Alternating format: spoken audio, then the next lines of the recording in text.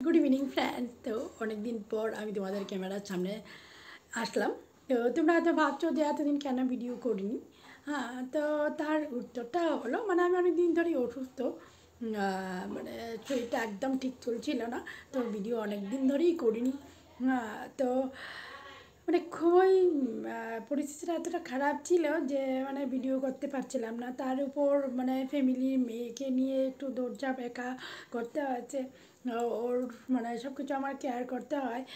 তো একা একা থেকে সব কিছু সামলে নিয়ে আর ভিডিও করার মতো পরিস্থিতিটা ছিল না, সাথে ছিল শরীরে অসুস্থতা। তো সেই জন্য আমি ভিডিওই করিনি। যাই হোক, অনেক দিন পর আজ তোমাদের সামনে আসলাম।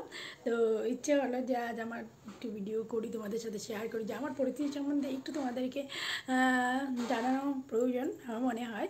তো সেই জন্য সামনে আসলাম। তো যাই হোক, তো একদিকে তো খুবই খুশি এখন। অনেকটা বছর আমি সেই একা ফ্যামিলিকে মেনটেন করতে হয়েছে, ফ্যামিলিটা ছেলে মেয়ে আমি একাই করতে হয়েছে। কেন কি আমার হাজব্যান্ড দূরেই ছিল এতদিন চাকরির ক্ষেত্রে।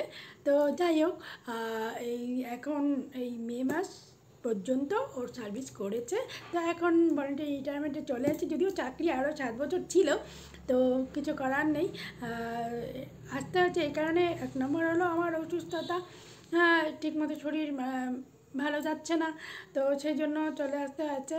আর একটা হলো ছেলেও বাইরে আছে, মেয়েকে নিয়ে আমার একা খুব প্রবলেম হয়ে যাচ্ছে। তো আমি সামান্য ছোটো একটা প্রাইভেট স্কুলে তো আছি, তো সেটা করা, মেয়েকে সামলানো, তো সব মিলিয়ে আমার পরিস্থিতিটা খুব একটা কঠিন হয়ে দাঁড়িয়েছে যে আমি পারছিলাম না। হ্যাঁ, তো সেই ক্ষেত্রে দেখা গেল ঠিক আছে, তাহলে হয়েছে তো অনেক বছর, 32 ইয়ার্স সার্ভিস করেছে। তো এখন এই জন্য ঘরে আসলো। আর এতটা বছর সেই দেশের জন্যই করেছে, হ্যাঁ, দেশ রক্ষার কাজে নিযুক্ত ছিল। সেই হিসাবে আমি খুব গর্বিত। হ্যাঁ, খুব ভালো লেগেছে যে এই চাকরিতে খুব ভালো একটা সম্মান, খুব ভালো দেশের জন্য কাজ, মানে সবাই খুব ভালো একটা সময় কেটেছে। যদিও এই সময়ের মধ্যে অনেকটা তো পরিস্থিতি অনেক কঠিন আছে, তো কিছু করা মানে ওটা হয়, পরিস্থিতি কঠিনকেই পার করেই নিতে হয়, সেটাই ডিউটি। তো যা হোক, খুব খুশি আছি এখন। তো এখন আমাদের সামনের যে লাইফটা, যেটা একটা আলাদা ভাবে কাটতে চাই খুশিতে। মানে অনেকটা সময় আমরা দূরে দূরে থেকেছি, ছুটিতে আসতো সামান্য কিছুটা দিন, খুব তাড়াতাড়ি যেন চলে যেত, একদম চোখেই লাগতো না যে সময়টা চলে যাচ্ছে। যাই হোক, তো তার যে এই যে ঘরে চলে আসাটা, এটা যে আমাদের কত একটা আনন্দ, হ্যাঁ, কতটা ভালো লাগছে, এটা বলে বোঝানোর নেই। হ্যাঁ, আর আমার মতো যারা আছো, যাদের হাজব্যান্ড এরকম দূরে আছে, এই চাকরিতে নিযুক্ত আছে, তারা বুঝতে পারবে যে ঘরে আসলে আমাদের কতটুকু আনন্দ লাগে। যখন ছুটি আছে তখনই যে কত আনন্দ, খুব খুব মজা লাগে। তো সেটা আর এখন তো আছে মোটামুটি এখানে থেকে বাস ভালোভাবে চলবো, ভালো আনন্দে কাটাবো, এই একটা আশা রাখি ভগবানের কৃপাতে।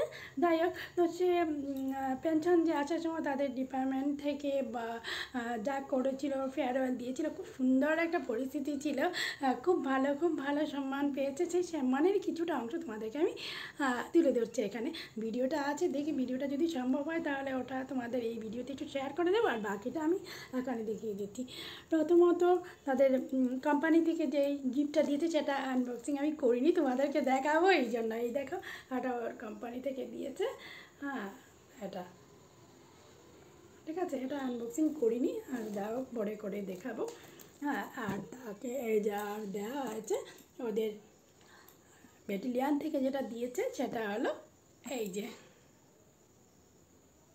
হ্যাঁ, এটা দিয়েছে, খুব সুন্দর একটা দিন। আমার এতটা ভালো লেগেছে, খুব ভালো লেগেছে, মানে এত বছরের চাকরিতে সবচেয়ে বড় সম্মান যেন এটাই।